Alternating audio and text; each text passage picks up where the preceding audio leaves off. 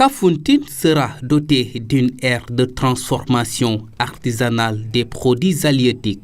La cérémonie de pose de la première pierre a été effectuée par le ministre de la Pêche et de l'Économie maritime.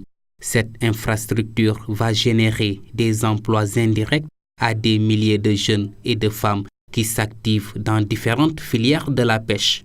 La réalisation de ce projet, je parle du projet qui nous réunit ce matin, d'un coût de 212 millions de francs CFA, entièrement financé par le budget consolidé d'investissement du ministère de la Pêche et de l'Économie maritime, va participer à bien des égards au renforcement de la sécurité alimentaire et nutritionnelle des populations, à la valorisation accrue des produits de la pêche, à un meilleur accès au marché communautaire, voire international, en vue de booster l'émergence.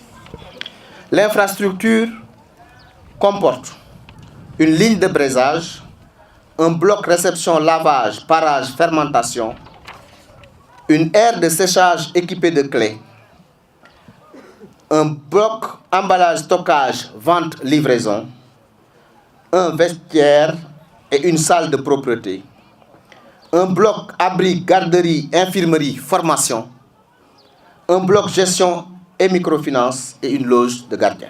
La localité de Kafountine polarise en moyenne 74% des productions halieutiques de la région de Ziguinchor, avec près de 48 387 tonnes débarquées pour une valeur commerciale estimée à plus de 8 milliards de francs CFA. Monsieur le ministre, je voudrais vous assurer que nous sommes conscients de la lourde responsabilité qui sera la nôtre et les défis auxquels nous ferons face après la signature de cette convention de concession. Aussi, en effet, qu'après le dragage, l'aménagement des voies navigables du fleuve Casamance, nous devons inscrire notre gestion du complexe frigorifique dans l'objectif et la dynamique de faire du port de Ziguinchor un pôle portuaire à vocation nationale et sous-régionale, comme c'est l'ambition du chef de l'État et de son gouvernement. L'homme ne peut pas se dérober de sa responsabilité sociale. Les entreprises aussi ne peuvent pas se soustraire de leur responsabilité sociétale. Et c'est dans ce cadre que Senelec, qui opère dans l'électricité, se devait de sélectionner et d'aider des familles sénégalaises moins nanties que d'autres, qui n'ont pas accès encore à l'électricité et pourtant elles se trouvent à la périphérie de nos lignes, ou parfois carrément dans le périmètre de notre juridiction Senelec. Il fallait leur apporter quand même la lumière. Nous avons eu cette idée pour cette fin d'année 2016, et donc comme cadeau de Noël, comme cadeau de fin d'année, cadeau de Nouvel An si vous voulez, de sélectionner 300 familles sénégalaises qui sont dans notre périmètre sans avoir accès à l'électricité pour leur offrir les installations intérieures, un compteur prépaiement que vous appelez Wayafal, parce que souvent c'est bien de le rappeler, c'est les installations intérieures qui coûtent. C'est ce qui fait que les familles n'ont pas souvent les moyens de s'abonner. Parce que si vous avez l'installation intérieure et le compteur déjà offert par Senelec, mais Senelec ne s'est pas arrêté là. Comme c'est nous qui avons pris l'initiative, nous nous sommes fait le devoir d'accompagner ces familles sur une année en leur offrant 1 an d'abonnement. Donc non seulement nous leur donnons les installations intérieures, il y a 4 points lumineux et une prise. Il y a le système de comptage qui est gracieusement mis à leur disposition. Vous avez vu, il y a le poteau qui permet d'accéder également, qui est mis. Toute l'installation est mise en place par Senelec, mais nous leur offrons en plus 1 an d'abonnement au Wayafal pour leur permettre de s'organiser et de pouvoir se prendre en charge dans 12 mois.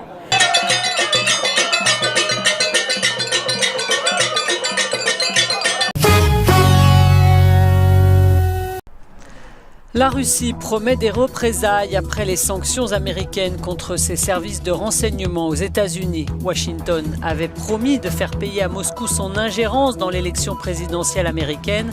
C'est fait, au risque de détruire les relations entre les deux pays, prévient le Kremlin. Nous désapprouvons vivement ces plaintes et accusations sans fondement contre la Russie, déclare ici le porte-parole du Kremlin. Selon nous, ces actions de l'actuelle administration à Washington sont malheureusement le signe d'une politique étrangère agressive et imprévisible. Les mesures annoncées par Barack Obama prévoient notamment l'expulsion de 35 agents des services de renseignement russes.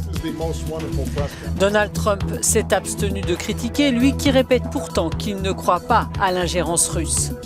Le vol et la publication de milliers d'emails de responsables démocrates ont brouillé le message de la candidate Hillary Clinton et auraient participé à sa défaite. Premier déplacement à objectifs multiples. Bernard Cazeneuve a d'abord exprimé au président tchadien Idriss Déby le soutien de la France à son pays dans la lutte contre le terrorisme. Le Tchad est en effet pris en étau entre les djihadistes du Mali et les incursions du groupe nigérian Boko Haram. Et le Premier ministre français l'a souligné lors de sa visite, la guerre contre le terrorisme est un combat de longue haleine.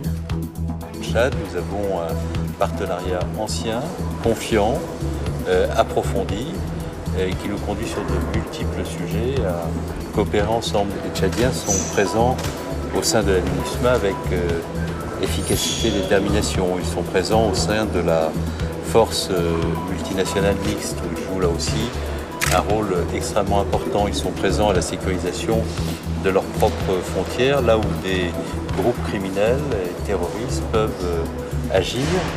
Accompagné du ministre de la Défense Jean-Yves Le Drian, Bernard Cazeneuve a ensuite visité les installations militaires de la force française Barkhane, dont le QG est basé à N'Djamena. La force Barkhane mobilise près de 4000 hommes dans le Sahel. Bernard Cazeneuve a voulu leur exprimer la gratitude de la France et les militaires ont voulu montrer leur motivation. Et que Barkhane gagne! Enfin, le troisième volet de cette visite était économique. Le Tchad s'appauvrit notamment depuis la chute de la production de pétrole. La France est donc engagée à soutenir le pays financièrement et à appuyer des plans d'aide du FMI ou encore de l'Union européenne. Sa réaction était attendue. Mahmoud Abbas s'est exprimé après le discours de John Kerry mercredi soir. Dans un communiqué lu par son négociateur en chef, le président de l'autorité palestinienne a déclaré être prêt à reprendre les négociations de paix avec Israël. Si le gouvernement israélien accepte de cesser toutes ses activités de colonisation, incluant Jérusalem-Est, et de mettre en place les accords déjà signés sur une base réciproque, alors l'autorité palestinienne est prête à reprendre les négociations permanentes sur la base du droit international et sans cadre temporel limité. Quelques heures avant l'intervention de John Kerry, Benjamin Netanyahou avait annulé un vote portant sur des permis de construire dans les quartiers de Jérusalem-Est, espérant calmer les tensions avec les États-Unis. Le Premier ministre israélien a depuis dénoncé un discours biaisé contre Israël. Les relations sont au plus bas entre Israël et son allié américain depuis que ces derniers n'ont pas mis leur veto à une résolution de l'ONU condamnant les colonies israéliennes. Véritable victoire ou simple coup de communication? Alors que l'armée nigériane annonçait avoir délogé Boko Haram de son fief de la forêt de Sambisa dans le nord-est du pays, le chef de la secte islamiste apporte un démenti cinglant. Une vidéo de qualité médiocre dans laquelle Aboubacar Sheko, annoncé mort à plusieurs reprises, apparaît pourtant en bonne santé. Nous sommes en sécurité. Nous n'avons été chassés de nulle part. Et les tactiques et les stratégies ne peuvent pas révéler notre position, sauf si Allah le veut. S'il n'apporte aucune précision sur l'endroit où la vidéo a été tournée, Sheko affirme qu'elle date du 25 décembre, le jour de Noël.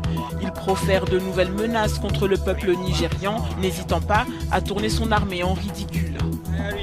Ce n'est pas la première fois que le gouvernement Buhari se livre à de telles annonces démenties par la suite. L'année dernière, il avait déclaré Boko Haram techniquement vaincu, mais les islamistes poursuivent leurs attaques ciblées et leurs attentats meurtriers, principalement orientés contre des civils.